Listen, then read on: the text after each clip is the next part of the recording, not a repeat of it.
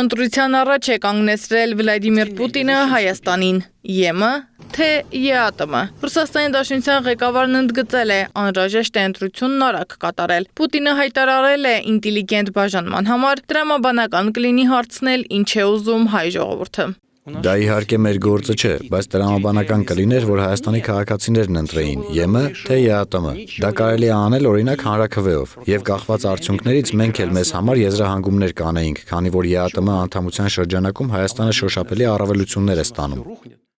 Սա դեռ ապրիլի 1-ի Կրեմլի հայտարարությունների շարունակությունն է, երբ Պուտինը բաց տեքստով ասել էր, որ երկու մաքսային միությունների անդամ լինելն անհնար է ըստ սահմանման, ակնարկելով, որ Հայաստանը չի կարող միաժամանակ շարժվել դեպի ԵՄ եւ մնալ ԵԱՏՄ-ում։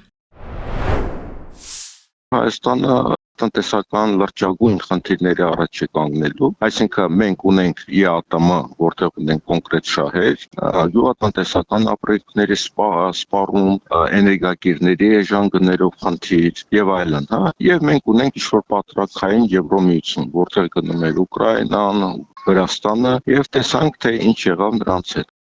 Պուտինի այս հայտարարությունը Երևանում տեղի ունեցած Հայաստան-Եվրամիություն գագաթնաժողովից օրեր անց է հնչում, որի ժամանակ ստորագրվեցին մի շարք համաձայնագրեր։ Մոսկվայում, սակայն, այս գործընթացներն ակնհայտ վրդովմունք են առաջացրել։ Ընդամենը օրեր առաջ Ռուսաստանի արտաքին գործերի նախարարությունը հայտարարում էր, որ Հայաստանը ներքաշվում է Եվրամիության հակառուսական ուղեծիրի մեջ։ Ես շատ կուզենայի, որ ոչ Պուտինը, ոչ Մակրոնը, ոչ Շարլ Միշելը, ոչ այլ ոք այս պահին Հայաստանի մասին չխոսեին, որովհետև ով ինչ խոսում է, շատ այդպես վարպետորեն շուռ են տալիս հավաքական ընդդիմության դեմ եւ ծառայեցնում են, փորձում են ծառայեցնել իշխանության օգտին։ Մեզ պետք չի ոչ մեկի ոչ աջակցությունը, ոչ էլ առավել եւս միջամտությունը։ Այժմ արդեն հենց Կրեմլի ղեկավարը խոսում է ոչ միայն անհամատեղելիության, այլ նաև հանրաքվեի անհրաժեշտության մասին, փաստացի Երևանին դնելով աշխարհաքաղաքական ընտրության առաջ։ Ինչպիսի ընտրություն կկատարի Հայաստանը, կախված է թե ով է որոշողը, իսկ որոշողն ըստ մասնագետի ընտրվելու է հունիսի 7-ին։ Պետք է հասկանան, թե սա ինչ ընտրություններ է, սա ուղղակի իշխանության ընտրություն չի, սա գոյության ընտրություն է, Հայաստանի Հանրապետությունը կկարողանա գոյություն ունենալ որոշ ժամանակ հետո, թե ուղղակի ինքը կվերանա որպես պետականություն, իսկ Հայաստանի Հանրապետության քաղաքացիները պետք է դա հստակ հասկանան։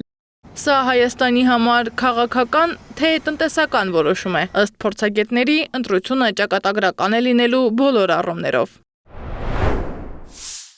Ինչ վերաբերում է Հայաստանի արտաքին քաղաքական ներկայիս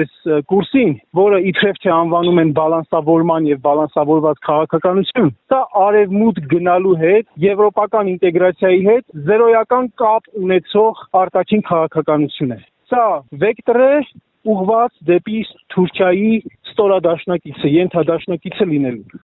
Հայաստանի արտաքին գործերի նախարար Արարատ Միրզյանն էլ անդրադարձել է Պուտինի հայտարարությանը։ Միրզյանը նշել է, մեզ ոչ ոք չի ասել վաղը դուրս եկեք։ Մենք միշտ ասել ենք, երբ պահը կա, Հայաստանը ընտրություն կկատարի ԵԱՏՄ-ի եւ ԵՄ-ի միջև։